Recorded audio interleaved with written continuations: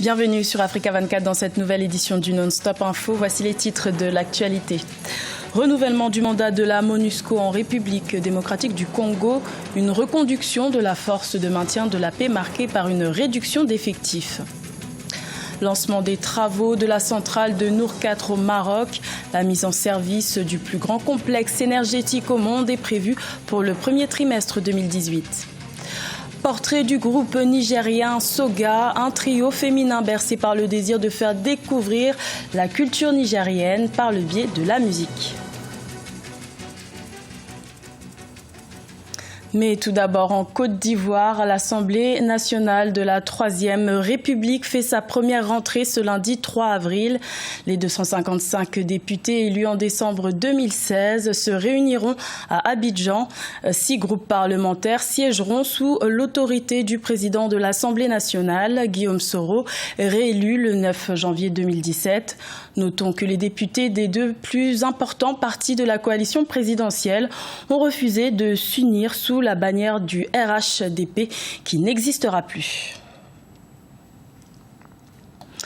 Mandat renouvelé pour la force de maintien de la paix en République démocratique du Congo.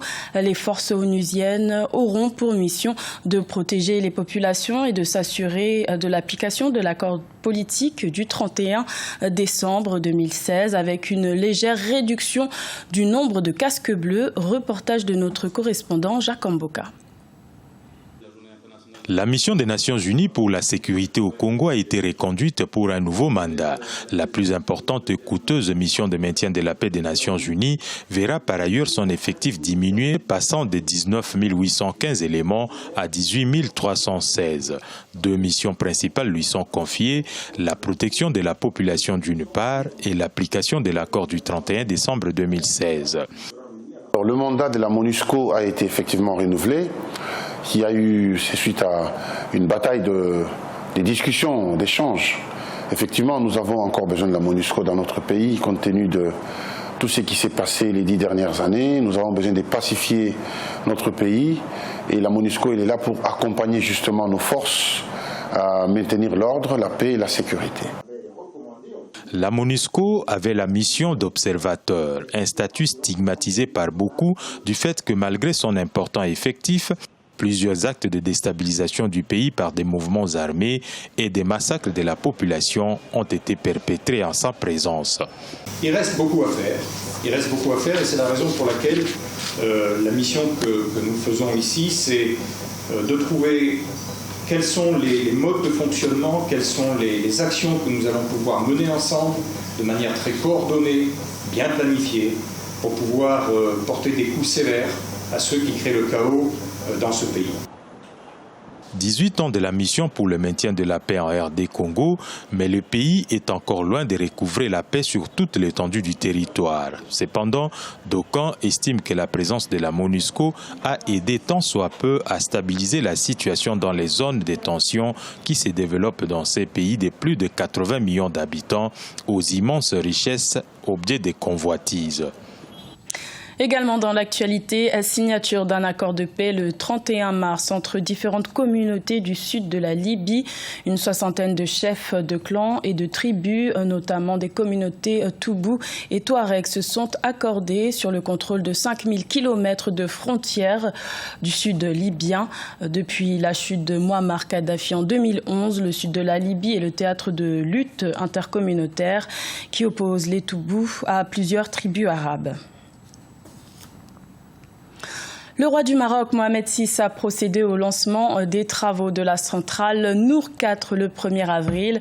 Ces travaux sont l'ultime étape du plus grand complexe énergétique solaire au monde, dont la capacité totale devrait atteindre 582 mégawatts. Siamlo Victoria Sedji.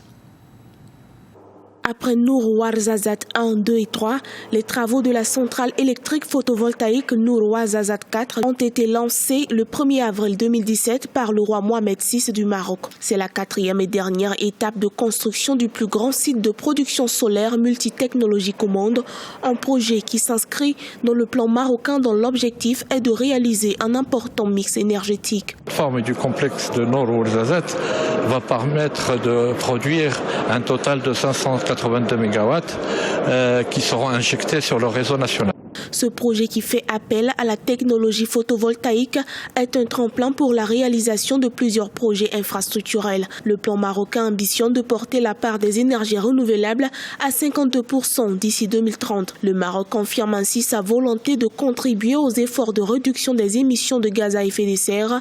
À travers ce projet, c'est une solution écologique en forte croissance qui se concrétise sur le continent africain. Le développement de ces projets et l'atteinte des objectifs assignés pour 2020 et 2030 ont aussi comme ambition de créer des ponts avec notre continent de manière générale. Donc le développement des énergies renouvelables, le développement du secteur de l'énergie de manière plus large et permettre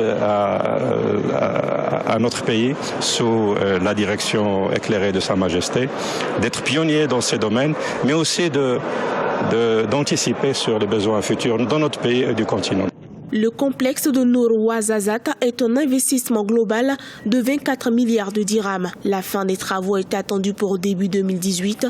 Rappelons que les centrales Nour Ouarzazate 2 et 3 sont en cours de construction, tandis que la première est déjà en exploitation depuis début 2016. Au Niger, l'émancipation de la femme dans l'univers musical reste assez timide, mais 3 femmes ont décidé d'inverser la tendance. Il s'agit du groupe Soga, un chœur exclusivement féminin qui invite à découvrir la culture nigérienne. Reportage de notre correspondant Sadou Elisée Mokhtar. Ambassadrice de la culture nigérienne, le groupe Soga fait sa première sortie officielle en 2005 à l'occasion des Jeux de la francophonie dont le Niger est l'hôte. Soga chante dans toutes les langues du Niger et est, selon des observateurs, le porte-voix d'une culture nigérienne qui veut se laisser découvrir. On dénonce, on sensibilise, on éduque pour que la femme puisse s'épanouir. En tout cas, c'est notre force. L'autre aspect, nous faisons aussi ambassadeurs de la paix, parce que nous chantons beaucoup la paix. Parce que nous nous disons qu'en tant qu'artistes, tant qu'il n'y a pas la paix, ce n'est pas évident de pouvoir faire notre musique comme on veut.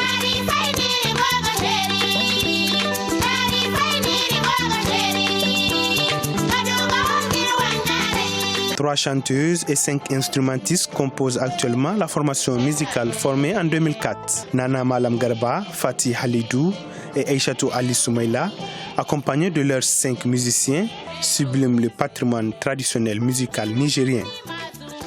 On s'appesantit surtout sur la tradition. Je peux vous donner des exemples. On chante certaines traditions nigériennes. On chante par exemple le désert. On chante le Sahel. On chante beaucoup de choses qui ont trait à la tradition nigérienne et à la tradition africaine quand on peut. Le groupe a 2 albums à son actif. Un premier qui a été soutenu par l'État nigérien et un autre album entièrement pris en charge par le groupe Soga lui-même. Loin d'être un simple groupe de musique traditionnelle, le groupe Soga est une révélation qui sur scène enchante son public. Ce journal a été réalisé par l'ensemble de la rédaction. Merci de votre fidélité. Retrouvez dans un instant une nouvelle édition de l'information sur Africa 24.